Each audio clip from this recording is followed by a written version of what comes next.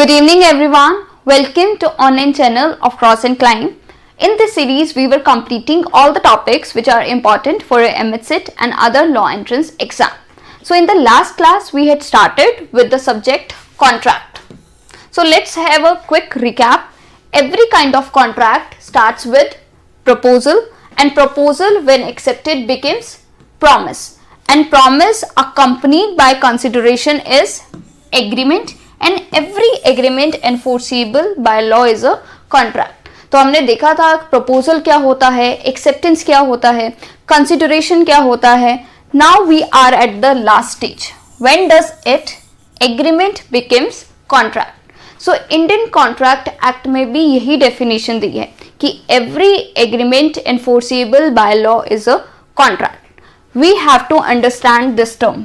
What do you mean by enforceability by law? अगर मैं पूछूं आपसे कि fundamental rights are enforceable by law whereas DPSPs are not, what does it mean? It means fundamental right का violation होता है, वहां आपके पास रेमेडी है, कोर्ट में जाके you can claim the remedy. लेकिन डीपीएसपी का वायलेशन होता है, क्या वहां राइट होता है कोर्ट में जाके रेमेडी क्लेम करने का? क्या आप वहां पे कंप्लेन कर सकते हो ये डीपीएसपी है और ये स्टेट वायलेट करी है, स्टेट ने अपनी ये ऑब्लिगेशन परफॉर्म नहीं की? No, here you do not have the remedy. Similarly, agreement becomes contract when it is enforceable by law. मतलब वो agreements जो legal validity acquire कर लेंगे, and legal validity कैसे acquire करेंगे? All the elements under the Indian Contract Act should be fulfilled. कि वहाँ पे हम देखेंगे parties competent होने चाहिए, free consent होना चाहिए. तो जैसे ये सारे elements हो जाएंगे, fulfill हो जाएंगे, वैसे ही हम बोलेंगे it has acquired it's legal validity. And ultimately जैसे ही वो लीगली वैलिड बन जाएगा फिर आपके पास रेमेडी है, कोर्ट में जाके आप रेमेडी क्लेम कर सकते हो. तब हम बोलेंगे अल्टीमेटली ये एग्रीमेंट कॉन्ट्रैक्ट हो गया. For example, A says to B, I will give you 50,000 rupees salary but you do one thing, you do smuggling in drugs for me which is prohibited in India. क्या ये valid contract है? No. Is it enforceable by law? No, it is a void agreement. Void क्यों है? कि जैसे ही lawful agreement नहीं होता है, जैसे भी थोड़ी भी इलीगैलिटी आ जाती है, वैसे ही हम इसे बोलेंगे इट इज अनलॉफुल. जैसे ये अनलॉफुल हो जाएगा it is not enforceable by law and ultimately it is a void agreement. तो सारे एलिमेंट्स जो भी अभी हम पढ़ने वाले हैं कि कॉम्पिटेंट पार्टीज होंगी, कंसेंट फ्री होना चाहिए, साउंड माइंड की होनी चाहिए, माइनर नहीं होनी चाहिए, सारे एलिमेंट्स जैसे ही प्रूव हो जाएंगे, जैसे ही फुलफिल हो जाएंगे, अल्टीमेटली वही एग्रीमेंट कॉन्ट्रैक्ट बन जाएगा. That is why we can say all agreements are not contract but all contracts are agreement. Only those agreements are contract which are enforceable by law. As you can see, agreement एक बड़ा circle है, उसमें छोटा circle है contract, कि वो ही agreement contract बनेंगे जो एनफोर्सेबल बाय लॉ है. और अगर agreement not enforceable by law होगा अल्टीमेटली वो एग्रीमेंट क्या बन जाएगा? वॉइड एग्रीमेंट बन जाएगा. मतलब ये this portion, these are void agreements. And ultimately जब ये वैलिड हो जाएगा, एनफोर्सेबल बाय लॉ हो जाएगा, वही एग्रीमेंट कॉन्ट्रैक्ट की शेप ले लेगा. Now we have to determine what are the rules for enforceability. What are the elements? First, agreement होना चाहिए, which means valid proposal, valid acceptance, valid consideration होनी चाहिए. Second, parties का consent free होना चाहिए. Third, parties competent होनी चाहिए contract में enter करने के लिए. Consideration होना चाहिए and lawful consideration होना चाहिए. नेक्स्ट, लॉफुल ऑब्जेक्ट होना चाहिए और किसी भी लॉ में उस पर्टिकुलर ट्रांजैक्शन को एक्सप्रेसली वॉइड नहीं बोलना चाहिए. ये सारे एलिमेंट्स जैसे ही प्रूव हो जाएंगे वैसे ही हम अल्टीमेटली बोल देंगे कि ये एग्रीमेंट अब कॉन्ट्रैक्ट बन गया. Let's see who are the parties who are competent to enter into contract. Every person is competent to contract who is of age of majority according to the law to which he is subject and who is of sound mind. So these people, they are competent to enter into contract. First क्या होना चाहिए? Major होना चाहिए, means 18 and 18 plus. And second, sound mind की होनी चाहिए parties. ये दो पार्टीज होती हैं competent to enter into contract. तो लेट्स से वन माइनर ही enters into a contract with a major. Let's say minor बोलता है कि मुझे 10 लाख रुपए चाहिए, I will pay back to you after a month with interest, right. तो A is a minor and B is major and A is debtor also, कि A ने क्या किया है 10 लाख रुपए रख लिए, लेकिन प्रॉमिस क्या किया है कि 1 महीने के बाद मैं 10 लाख रुपीज रिटर्न कर दूंगा ऑल्सो विद इंटरेस्ट। तो क्या अगर माइनर को 10 लाख रुपए मिल जाते हैं, can be file a suit against minor that is against A for recovery of his amount? यहाँ पे क्या उसे वापस मिलेंगे 10 लाख रुपए along with interest? No. Why? Because we have a landmark judgement Mohori Bibi versus Dharmdas Ghosh. इसमें कोर्ट ने क्या बोला था? Agreement with the minor is void.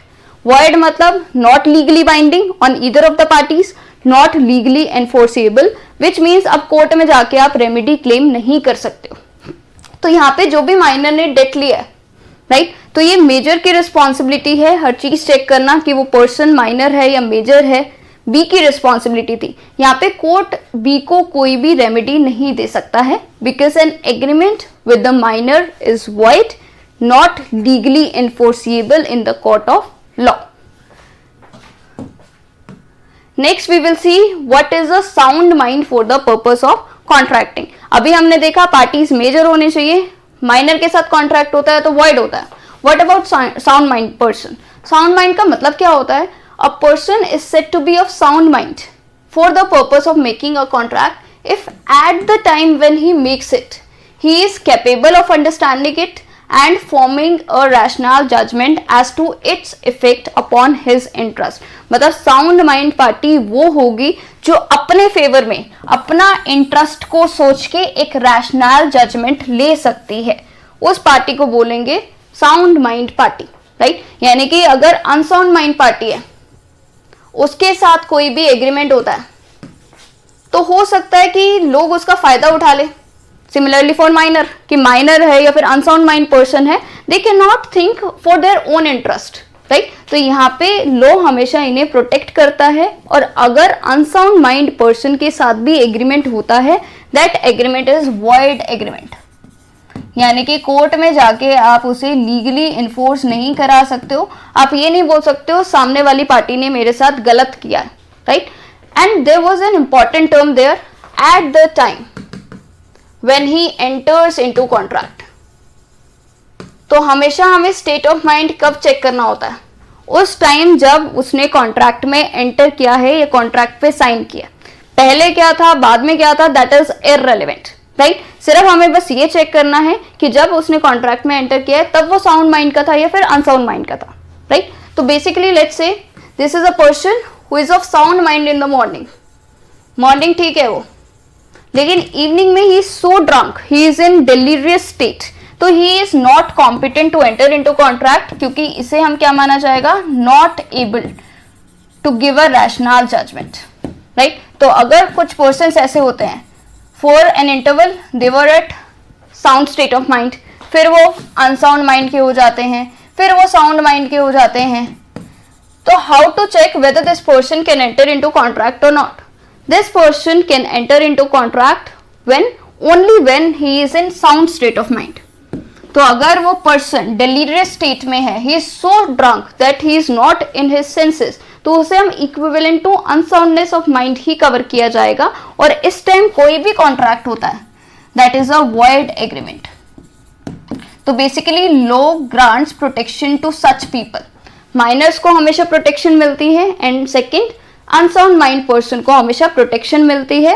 तभी लॉ कहता है agreement with a person of unsound mind और a minor is always void, which means not legally enforceable. Court से जाके आप कहीं कभी भी इस केस में रेमेडी नहीं ले सकते। Okay, next we have to determine what is consent. Free consent तो हम बाद में देखेंगे, पहले ये चेक करते हैं कंसेंट क्या होता है। Consent means consensus ad idem, which means meeting of the minds। So let me give you one example। Let's say A has 2 watches, one black watch and another is white watch। He wishes to sell his black watch to B for 500 rupees and B is thinking about white watch. Is it a contract? क्या ये contract में आएगा? No. Starting class में we have done this, that proposal must correspond with acceptance. दोनों completely match करना चाहिए. यानी कि B अगर अपनी black watch के बारे में सोच रहा है, A अपनी ब्लैक वॉच के बारे में सोच रहा है, तो B should be thinking about the black watch only.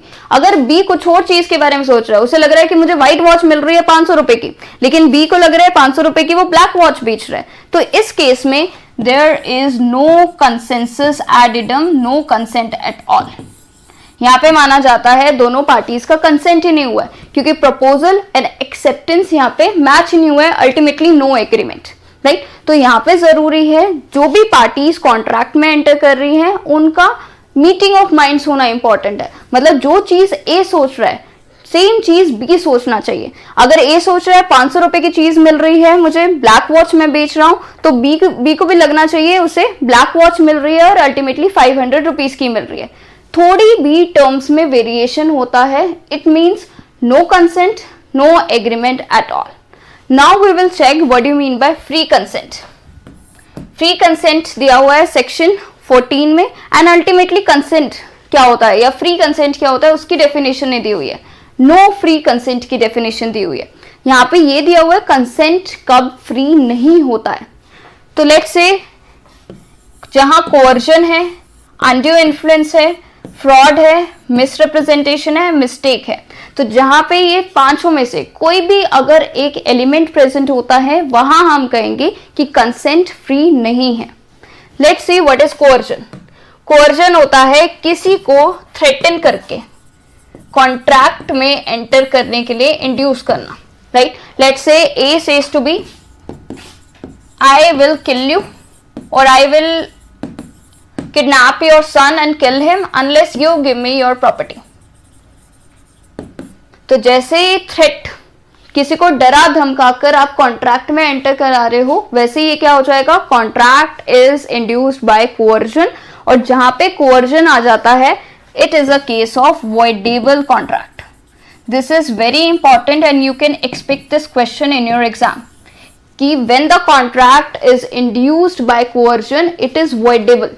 Voidable मतलब एक पार्टी के पास ऑप्शन है उसे कोर्ट में जाके कॉन्ट्रैक्ट को वॉइड कराने का. राइट, यानी कि आपकी मर्जी है इसे वैलिड रखना है या वॉइड रखना है.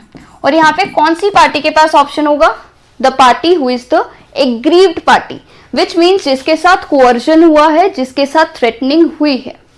सेकेंड देखते हैं what do you mean by undue influence. तो a contract is said to be induced by undue influence where the relations subsisting between the parties are such one of the parties is in a position to dominate the will of the other and uses that position to obtain an unfair advantage.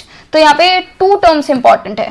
First है parties dominating position पे होने चाहिए, मतलब एक party दूसरे से dominating position पे होने चाहिए, and mayor being in dominating position will not suffice.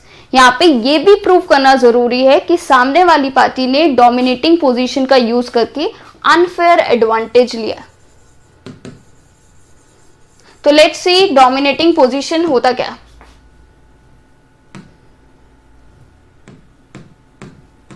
These are some examples. Parent child, right? Parent is in dominating position to the child. Doctor patient हो सकता है, ट्रस्टी बेनिफिशियरी हो सकती है, employer employer relationship, spiritual leader and follower, lawyer and client relationship हो सकता है, money lender and debtor. तो आप देखोगे मनी लेंडर और डेटर के बीच में कोई भी कॉन्ट्रैक्ट हो रहा है, राइट? तो हो सकता है मनी लेंडर सामने वाले अपनी पोजीशन का यूज करके, डोमिनेटिंग पोजीशन का यूज करके सामने वाले से अनफेयर एडवांटेज ले रहा है. Let us consider an example.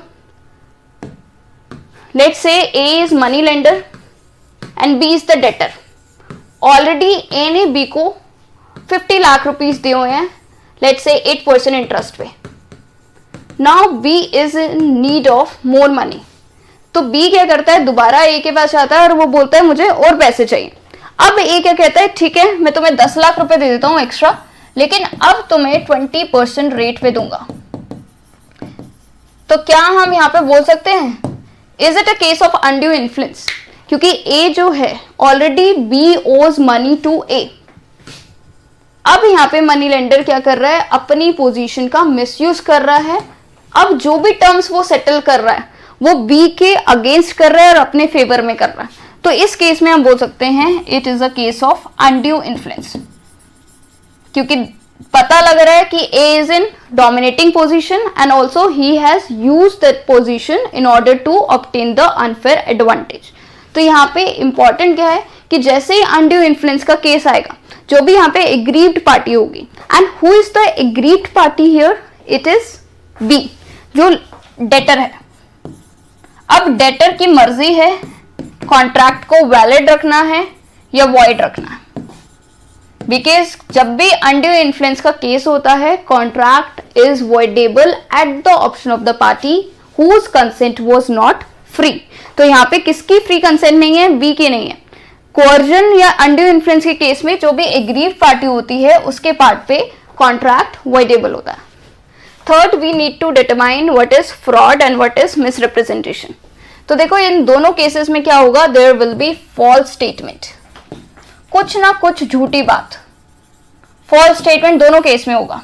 लेकिन दोनों में डिफरेंस क्या होता है, फ्रॉड में there is an intention to deceive the other party, सामने वाले को धोखा देने की इंटेंशन होती है, तो डेलिब्रेटली आप जान करके झूठ बोल रहे हो, राइट। तो let's say A says to B कि ये ब्रांडेड वॉच है और उसे बेच देता है लेट्स से 30,000 के। बाद में बी को पता लगता है it was not branded, it was just a local, right. तो ये क्या आ जाएगा, फ्रॉड में आ जाएगा। एंड फ्रॉड का भी सेम कॉन्सिक्वेंस होता है, voidable contract at the option of the party whose consent was not free. तो यहाँ पे अल्टीमेटली बी के पास अब ऑप्शन है, इसे वैलिड रखना है या फिर वो वापस बोल सकता है कि मुझे मेरे 30,000 रुपीज रिटर्न करो, I will return you the watch, क्योंकि ये ब्रांडेड वॉच नहीं है, अल्टीमेटली ये लोकल वॉच है।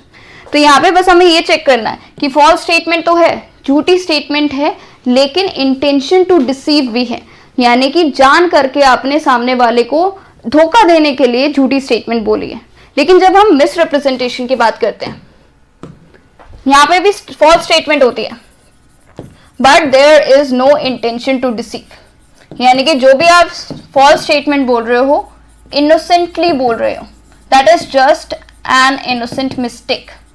तो लेट्स से ये case, A sells watch to B for 30,000 और ये बोल के देता है कि एक्चुअली ये ब्रांडेड वॉच है। बी को बाद में पता लगता है ये तो लोकल वॉच है, लेकिन जो मैन्युफैक्चरर्स ने या सप्लायर्स ने ए को सेल की थी ये बोल के कि ये तो अल्टीमेटली ब्रांडेड ही है, तो ए को भी यही लग रहा है ये ब्रांडेड वॉच है। उसने कुछ झूठ नहीं बोला सामने वाली पार्टी से, विच मीन्स फॉल्स स्टेटमेंट है, लेकिन उस टाइम उसे लग रहा है कि the statement he is making is true. तो अगर वो ब्रांडेड वॉच बोल के आगे दे भी रहा है watch, it is a case of miss representation. And miss representation का भी सेम कॉन्सिक्वेंस होता है जो फ्रॉड का होता है, which means voidable contract. And किसके पार्ट पे वॉइडेबल होगा, the party whose consent was not free, which means B. तो अल्टीमेटली कॉन्सिक्वेंस तो वही होने वाला है, चाहे फ्रॉड का केस है चाहे मिस रिप्रेजेंटेशन का केस है, दोनों केसेस में contract is voidable at the option of the aggrieved party. Next is what is mistake. Mistake में देखो वी नीड टू अंडरस्टैंड कि दो टाइप्स की मिस्टेक्स हो सकती हैं, एक होता है मिस्टेक ऑफ फैक्ट, एक होता है मिस्टेक ऑफ लॉ। मतलब अगर लॉ से रिलेटेड, लॉ के कोई प्रोविजन है वो उससे रिलेटेड अगर आप कोई मिस्टेक कर रहे हो, that is mistake of law. Mistake of fact मतलब कुछ आपको फैक्ट ठीक से समझ नहीं आया। Late me give you one example, A promises to sell horse to B and horse is worth 500 rupees and B agrees। लेकिन यहाँ पे A और B को बाद में पता लगता है कि horse was dead at the time of agreement, यानी कि जब उन्होंने कॉन्ट्रैक्ट में एंटर किया है तभी horse की डेथ हो गई थी और दोनों पार्टीज को यहाँ पे पता ही नहीं है, both were unaware about the fact।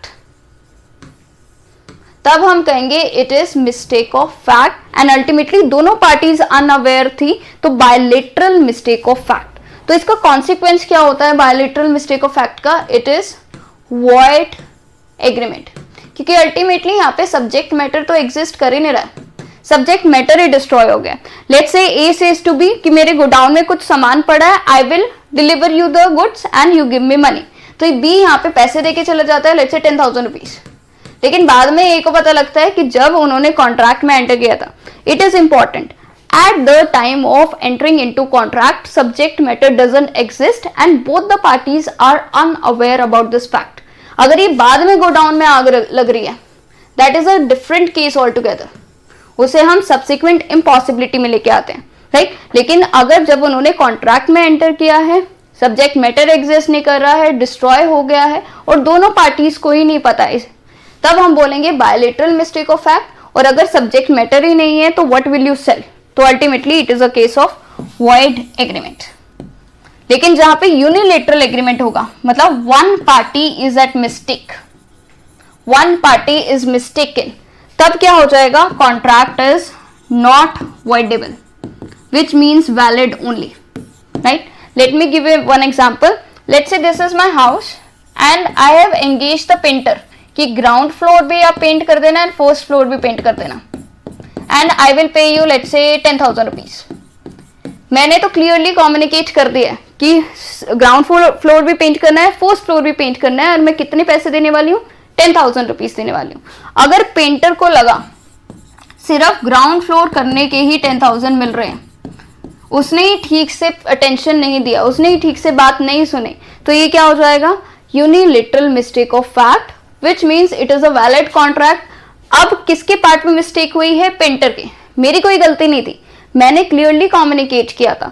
तो यहाँ पे अब पेंटर को क्या करना पड़ेगा, ये दोनों फ्लोर्स 10,000 रुपीज में ही पेंट करने पड़ेंगे, राइट। तो जहाँ पे यूनिलेटरल मिस्टेक ऑफ फैक्ट है, it is not voidable, it is a valid contract. लेकिन जहाँ पे बायलेटरल मिस्टेक ऑफ फैक्ट है, क्योंकि सब्जेक्ट मैटर ही एग्जिस्ट नहीं कर रहा है, तब हम बोलेंगे it is a case of void agreement. Let's see what is the case of mistake of law. So for this we have an important maxim, ignorantia juris non excusat, which means ignorance of law is no excuse. So let's say in India we drive to the left, on the left side, right? और USA में हम किस side drive करते हैं, right side. Let's say A comes from USA to India and he drives on the right side. Will A be fined here? क्या उसके ऊपर fine लगेगा या नहीं लगेगा? Yes, लगेगा। क्यों? क्योंकि इंडिया में हम मान के क्या चलते हैं, ignorance of law is no excuse. कि आप ये नहीं बोल सकते मुझे तो लॉ का पता ही नहीं था, यूएसए में आप राइट चलाते हो, इंडिया में क्यों नहीं राइट चला रहे हो, इंडिया में क्यों लेफ्ट चला रहे हो, मेरे को तो पता ही नहीं था इस चीज के बारे में। ये आप एक्सक्यूज नहीं ले सकते हो, क्योंकि every person is deemed to be aware of the law when you are residing in India. हर किसी को माना जाता है आप इंडिया में रह रहे हो तो आपको लॉ तो पता ही होगा, अगर नहीं पता है तो आप एक्सक्यूज नहीं ले सकते हो। नहीं तो ऐसे हर एक पर्सन ही एक्सक्यूज लेने लग जाएगा कि मुझे इस पर्टिकुलर लॉ का पता ही नहीं था, फिर आप कल को कहोगे मुझे पता ही नहीं था मर्डर करना भी क्राइम है, राइट। तो जब भी मिस्टेक ऑफ लॉ होता है, consequence is not voidable, ultimately it is a valid contract only. Late me give you one example. Let's से A enters into contract with B कि जितने भी पैसे हैं लेट्स से मैं तुम्हें 4 years के बाद रिटर्न कर दूंगा, but you do not file a suit against me. उन्हें लग रहा है कि लिमिटेशन पीरियड कितना है suit for recovery of money का, 4 years है, और लॉ में कितना दिया हुआ है, 3 years है। तो this is a case of mistake of law.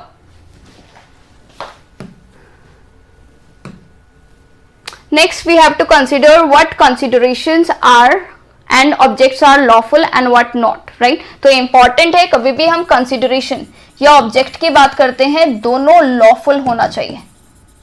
अगर थोड़ी भी illegality involved है तो वो सारे agreements क्या होंगे, void, right? तो it says every agreement is lawful unless it is forbidden by law, such nature that if permitted it would defeat the provisions of law, it is fraudulent, implies injury to the person or property of another, and it is considered as immoral और oppose to public policy. मतलब ऐसा कोई भी agreement आप कर रहे हो जो लॉ के अगेंस्ट है, पब्लिक पॉलिसी के अगेंस्ट है, किसी पर्सन को इंजरी हो सकती है, किसी की प्रॉपर्टी को इंजरी हो सकती है, इमोरल है, तो ये सारे एग्रीमेंट्स अल्टीमेटली अनलॉफुल में काउंट हो गए। और जैसे ही अनलॉफुल ऑब्जेक्ट या अनलॉफुल कंसिडरेशन होगा, एग्रीमेंट अल्टीमेटली वॉइड ही होने वाला है। It is not enforceable by law.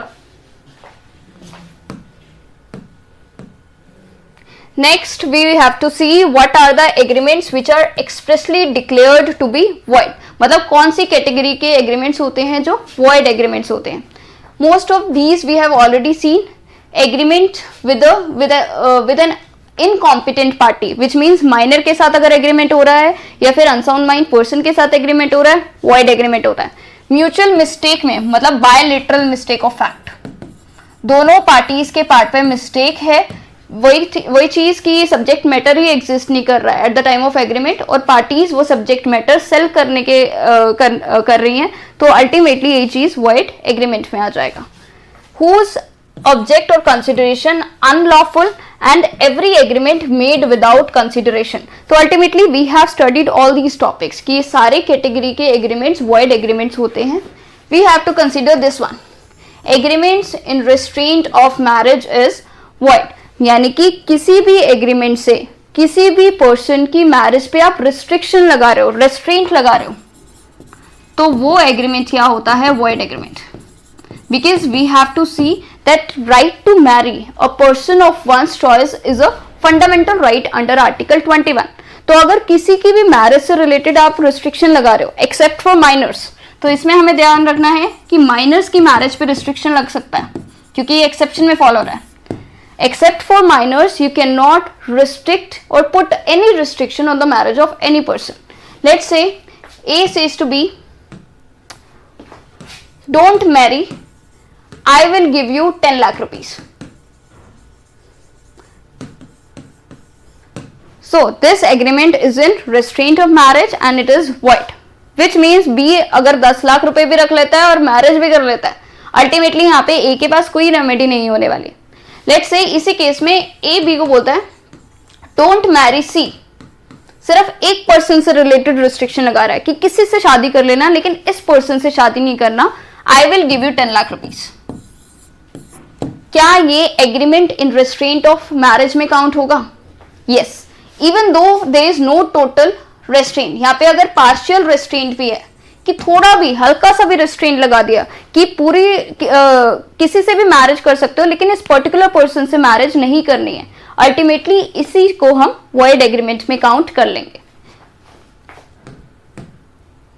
Next, agreements in restraint of trade, यानी कि अगर किसी को आप कोई बिजनेस करने से, कोई ट्रेड करने से रिस्ट्रिक्शन लगा रहे हो, रोक रहे हो, अल्टीमेटली वो सारे एग्रीमेंट्स क्या आते हैं, वॉइड एग्रीमेंट्स होते हैं।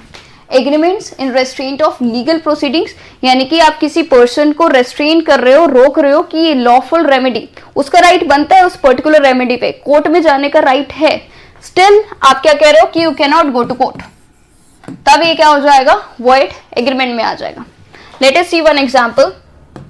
सो this is a contract and there is a term in the contract कि in case of breach of contract neither party has the right to approach the court, यानी कि अगर ब्रीच ऑफ कॉन्ट्रैक्ट होता भी है तो कोई भी पार्टी कोर्ट में जाके लॉफुल रेमेडी क्लेम नहीं कर सकती है, तो ultimately this clause will be void. क्योंकि जहां पे भी आप हल्का सा भी रिस्ट्रिक्शन लगा रहे हो, आपका राइट बनता है कोर्ट में जाके रेमेडी क्लेम करने का, लेकिन आप रिस्ट्रिक्शन लगा रहे हो, तो ये सारे एग्रीमेंट्स किस में आ जाएंगे, वॉइड एग्रीमेंट्स में। लेकिन इसका एक एक्सेप्शन है विच इज आर्बिट्रेशन। इसी केस में आपने एक आर्बिट्रेटर के लिख दिया, एक आर्बिट्रेशन क्लॉज है कि mister A will be appointed as arbitrator, तो ये क्लॉज है, this will be valid now because the arbitration clause falls within the exception, उसे हम एक्सेप्शन में काउंट करते हैं। Okay, agreements the meaning of which is not certain और capable of being made certain is void, यानी कि agreement जिसका मतलब ही सर्टेन नहीं है। Let's say A says to B I wish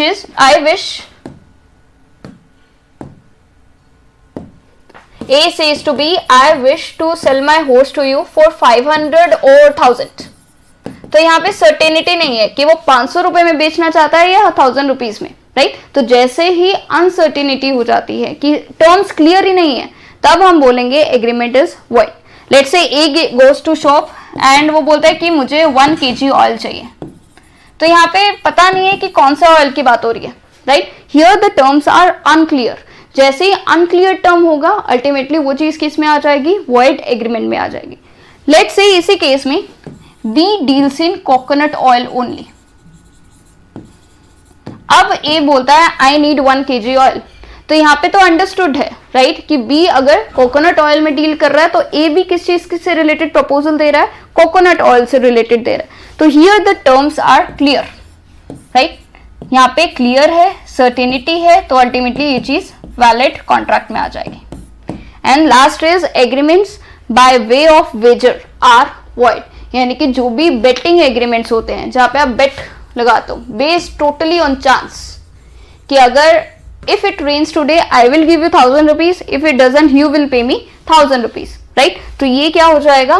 betting agreements. Ultimately ये भी क्या होते हैं? Void. Okay, that is all for today. In the next class, we will be starting with the new topic. Thank you.